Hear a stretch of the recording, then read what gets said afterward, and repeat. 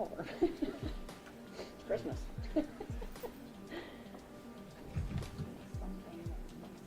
Please rise. Court's back in session.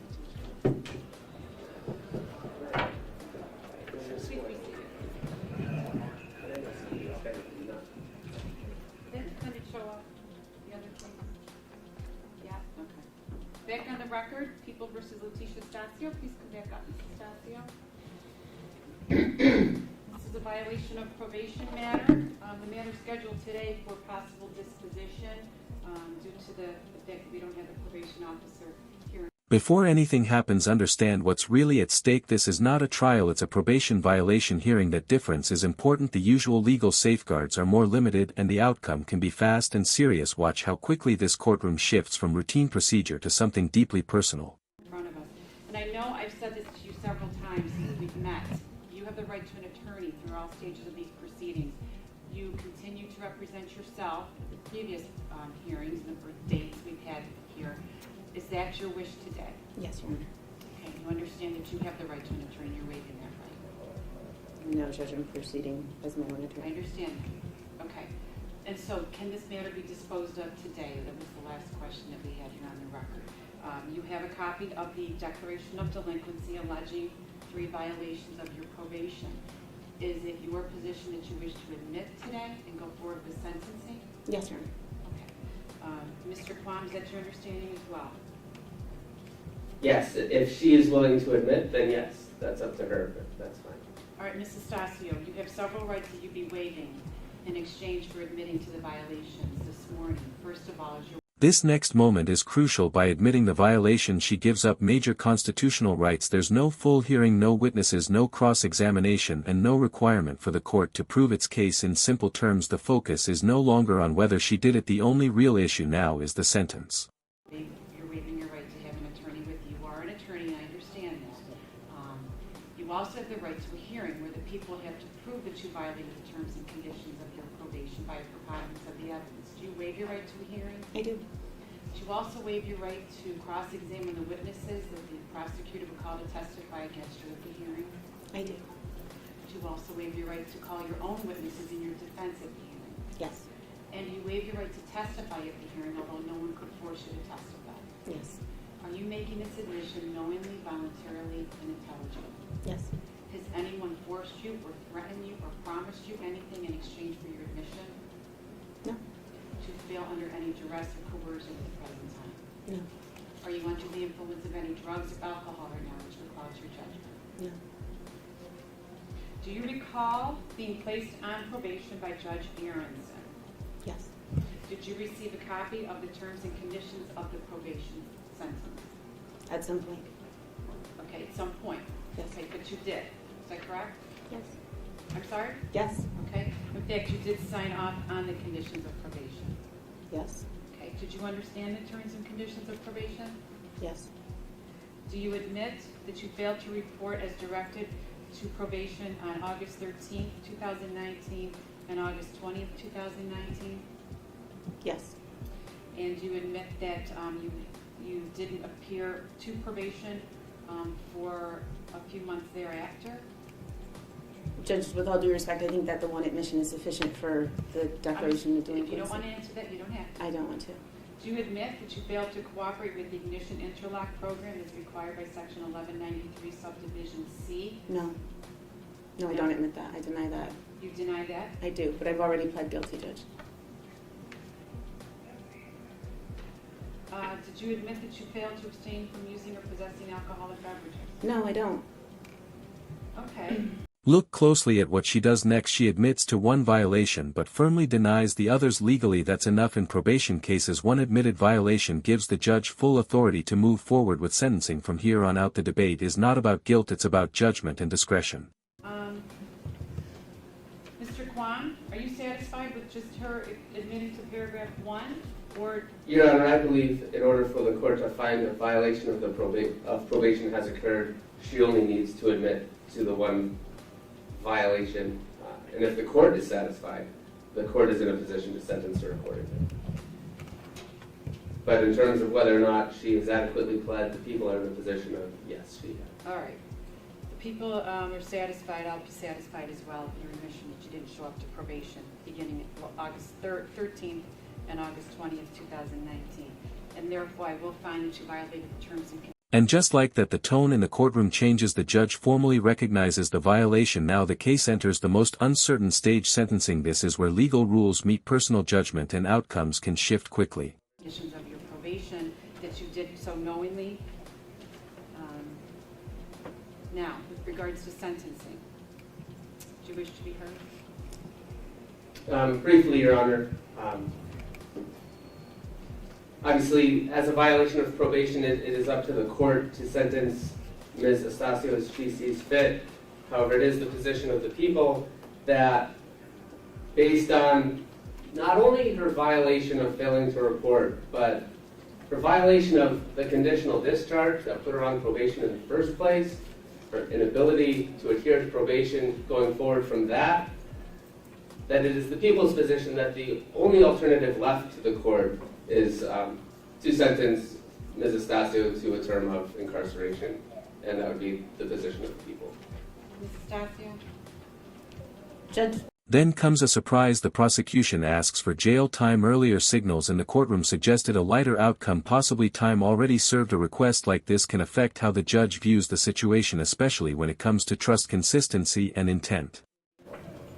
honestly, I'm blindsided. I've spoken to Mr. Fung about this several times, and his position has always been that the people take no position. In fact, in pretrial conferences, he's asserted that a time served disposition would be appropriate in light of the fact that I've served approximately 4 months in jail on a misdemeanor DWI. So I'm surprised that he would make this statement on the record, on the news, for the first time ever. I think it's disingenuous at best. But Judge, I think that it's easy to lose sight of the facts in this case. This case, like a case that I've cited before, People v. Purpura, which is a county court case, which was appealed from the Monroe County District Attorney's Office, when an individual who got probation was sentenced to 9 months in jail. Judge Shasho, county court here, said that that was inappropriate, and he conducts an entire analysis of why it's inappropriate. What he says is that no matter what happens in a criminal case, you always go back to the initial crime, the initial offense. In that case, as in this case, it was a misdemeanor DWI.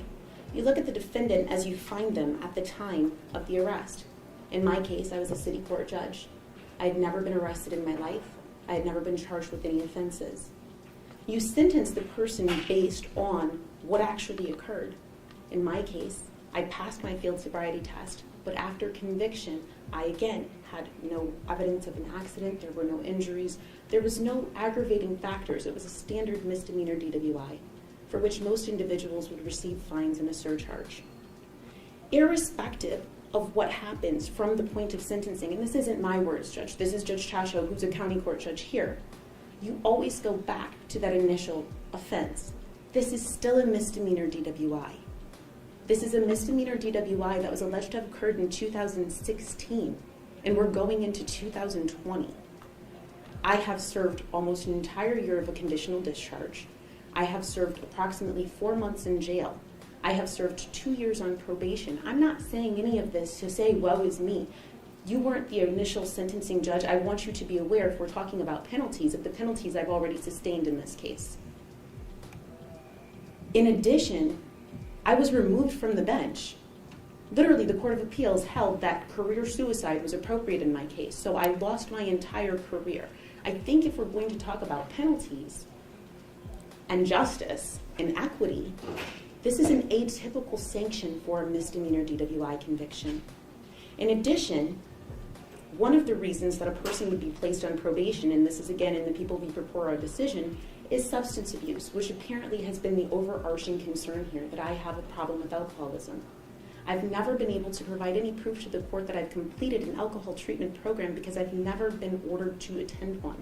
I've obtained 3 to 5 OASIS certified evaluations, and none of them ever said I needed treatment. It is impossible for me to enter into a treatment program without a diagnosis. That's just not how insurance works. So I did voluntarily enter into one program that I completed, but that's all I could do. If I'm on probation to address a substance abuse issue, that certainly isn't occurring before this court because there's no proof that I have one. I got a mental health evaluation. There was no recommended treatment, but on my own, because candidly this was very stressful, I got into therapy. I provided information from my therapist to my probation officer voluntarily. My therapist said, you need this to be over. What you're seeing is suffering from situational depression. You cannot move on with your life because this will not end. I provided proof of that to the court. I provided proof of that to probation. I am not here out of defiance. I am here because the judicial system does not function to break people, and it is destroying me. Irrespective of what I look like when I come into court, whether I'm smiling and happy, this is difficult every day.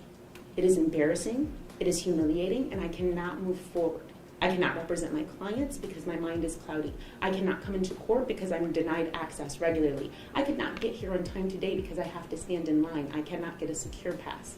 It is difficult for me to get into the jail to see clients that I need to visit. It is difficult for me to work, and probation is supposed to help me, not harm me. If your point was to penalize me, I'm telling you, you have. If your point was to destroy me, I'm telling you, you can't. Irrespective of whether you jail me for the rest of the term that is left here or not, I can't function this way. So I've done quite a bit of time here, more than I think any other individual ever convicted of a misdemeanor DWI has done. I think that I have lost quite a bit, but I've gained so much in the process. If the point was to teach me or to help me, I don't know that you did, but I can tell you through this process, I've grown so much as an individual. You don't know me, but you literally can see the difference in the person that I've been through this. And to continue to be stuck just because there is literally no benefit to keeping me on probation. In fact, I am the only probationer that my probation officer supervises. You want to talk about a waste of taxpayers' money? I'm his entire caseload. There's no benefit, Judge. You want me to serve the community? I do. I planned on going to a Thanksgiving dinner tonight. If you don't decide to incarcerate me, I'll be there. I'll be serving at Sabrino's this week. I do community service regularly because that's who I am as a person. If you'd like to sentence me to that, I could see a purpose there and I'd do it anyway. I think the appropriate disposition is time served, and people v. Purpora tends to support me. I think that that's a binding decision. I think the court's bound by it. But aside from that, Judge, aside from legalities, and I think that the right thing to do here is to end this. And honestly, candidly, I would like you to do that with a time served disposition. But no matter what you decide to do, I'm thankful that this will be over today. This has stopped my life. Judge, also, there was a motion that was filed. I know that the court ruled on it. Specifically, there was an ignition interlock device portion of that motion where I addressed the fact that I've been serving that sentence for in excess of 3 years, which I believe is illegal. Irrespective of the court's decision today, I would ask that you sign the order terminating the ignition interlock today as a part of your sentence.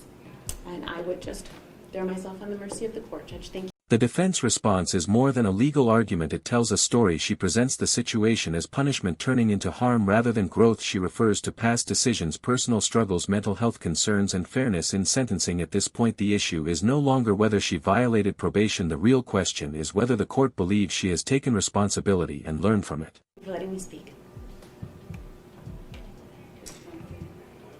I don't feel the need to respond in depth to her feelings. I do believe she misrepresented what I said about the court's options in our pretrial conference, but that's neither here nor there. I think what matters is that people who are on probation do not get to decide when their terms of probation end.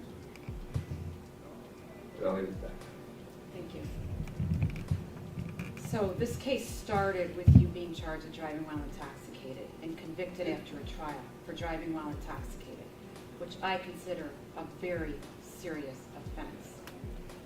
The facts surrounding your arrest that morning, very troublesome to me. But your actions after your conviction are even more troubling to me. You received the minimum sentence of a conditional discharge upon your conviction for driving while intoxicated. You had a year period to stay out of trouble, pay your fine and surcharge, put a ignition interlock device on your car, and follow the restrictions of the device. And almost a month after your conviction, you already had a violation of a conditional discharge filed. Within 2 months, you had 2 more filed against you. You settled it. You admitted to a violation.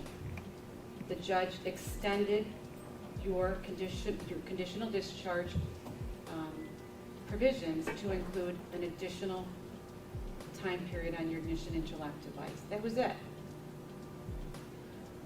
6 months later, you're back on another violation of conditional discharge. The judge places you on probation. Shock portion, yes, you did serve some time. Instead of revoking your probation, he gave you another chance. Placed you on probation. You're back again on a violation of your probation. You've been given several chances before today, before appearing in front of me. What I have found is, and what shocks me, is that you've absolutely never taken any responsibility for your actions. You've never shown any remorse throughout this entire process. Shocking to me. What's also appalling to me is that you unilaterally decided to take yourself off probation without a court order. You just decided you didn't want to go anymore, so you stopped going. I'm not happy about it. I'm not going to tolerate it. Your actions show that you do whatever you want to do whenever you want to do it. Finally, the judge makes a clear decision. From the court's view, probation is an opportunity, not something to bargain over. If the judge sees no accountability or genuine remorse, leniency fades away. The sentence becomes more than a penalty, it becomes a message. And it stops today, and it stops now. I'm revoking your probation, and I'm resentencing you to 180 days in jail, starting now. Thank you, Judge. I will grant your relief with regards to the ignition interlock device. You no longer have to have it installed on your car. I will also sign an order to allow a family member to get it taken off of your car in a timely fashion. That be today? Astacio, you're going to have some time to think about what your actions were throughout this proceeding. It's quite possible you single-handedly changed the view of our community to the judicial justice system, or judicial system of justice. And it's appalling what you've done, and I hope you've learned your lesson. Case closed.